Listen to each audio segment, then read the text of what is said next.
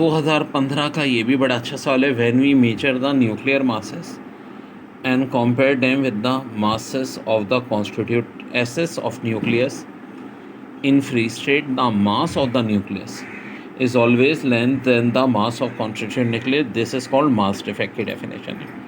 Dash are very high energetic electromagnetic radiation of extremely short wavelength emitted from the nuclei of radioactive atoms originating from the high energy transition of the nucleus in the nuclei। तो इसका correct है option है gamma race.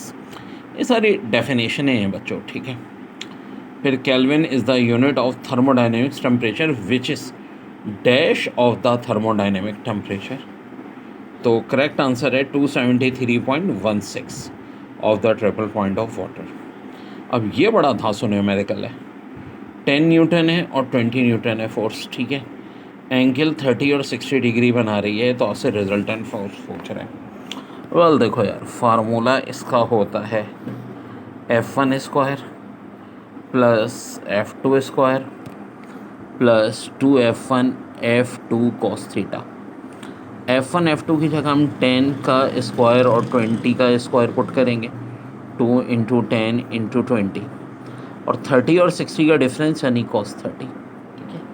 और इसका जो correct answer है बच्चों वो ये वाला ऑप्शन है 29 न्यूटन। और ये मेरी जो एक्सप्लेनेशन वाली वीडियो है वेक्टर की उसमें भी मौजूद है, ये हमने उसमें भी कराया था सेम क्वेश्चन, ठीक है। देखो जो क्वेश्चन मैं कराता हूँ क्लास में सारे ऑलमोस्ट वही। देखो, identify the instrument which are use for the measuring resistance. Option A Wheatstone bridge, option B metre bridge, option C post office bridge. तो करेक्ट आंसर होगा ऑप्शन ई, यानी वेडस्टोन भी है, मीटर भी और पोस्ट ऑफिस भी है। फिर कह रहे हैं in certain circuit transistor has a collector current of 10 milli ampere and base current of 40 micro ampere. What is the current gain of transistor?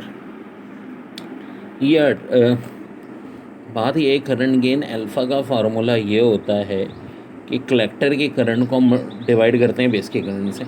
ये सॉल्व भी बच्चों कहीं दफ़ा मैं क्लास में करा चुका हूँ और बार बार आता है। 10 मिली यानी 10⁻³ और 40 माइक्रो यानी 10⁻⁶। ये ज़ीरो कैंसिल, ये -6 ऊपर जाके +6 यानी 1000/4, जो कि क्या आ जाएगा बच्चों 250, ठीक है। ये आंसर आ जाएगा।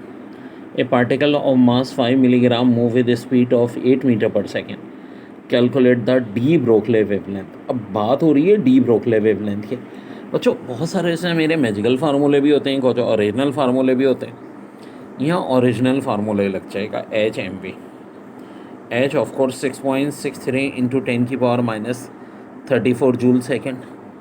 मास 5 मिलीग्राम है, ज़ाहिर है 1000 से डिवाइड भी होगा।